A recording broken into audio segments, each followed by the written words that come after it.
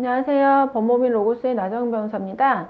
오늘은 공무원 징계에 있어서 형사재판에서의 유죄 확정이 이루어지기 전에 먼저 징계 처분이 이루어지는 것이 헌법상 무죄 추정의 원칙에 반하는 것이 아니냐라는 의문에 관해서 소개해 드리려고 합니다.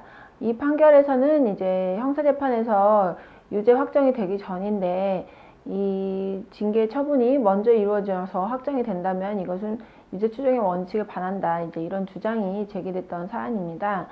그런데 결국 이제 대법원까지 갔던 사안인데요. 대법원에서는 형사 절차와 달리 징계 처분 절차에서 먼저 이 형사재판의 유죄 확정이 이루어지기 전에 징계 처분이 이루어진다고 하더라도 이것을 무죄 추정의 원칙에 반한다고 볼 수는 없다. 이제 별개의 절차이기 때문에 라고 판단을 했습니다.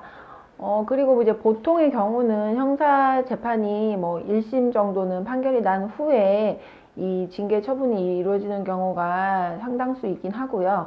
그리고 뭐 사실관계가 굉장히 뭐 디테일하게 이제 다투어지고 첨예하게 문제가 되는 경우라서 사실 징계 사실 자체의 확정이 어렵다면 징계 절차 진행이 어려울 수도 있겠지만 보통의 경우는 이제 그런 경우가 흔하지는 않기 때문에 형사재판에서 유죄 판결 확정이 되기 전에 먼저 징계 처분이 이루어진다고 하더라도 이것을 무죄 추정의 원칙에 반한다고 할 수는 없다라고 대법원은 판단을 했습니다.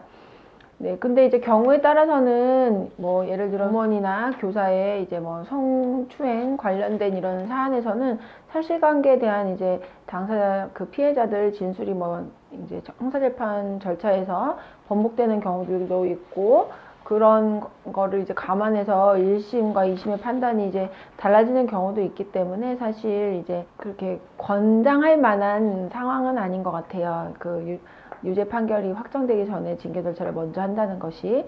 예, 그렇긴 한데 일단은 법원에서는 형사재판의 유죄 확정 여부와 징계 혐의 사실의 인정 여부는 별개의 것이기 때문에 형사재판의 유죄 확정이 있기 전이라도 징계 혐의 사실을 먼저 인정해서 징계 처분을 할 수는 있다라고 판단을 했습니다. 네, 오늘은 여기까지 소개해 드리도록 하겠습니다. 감사합니다.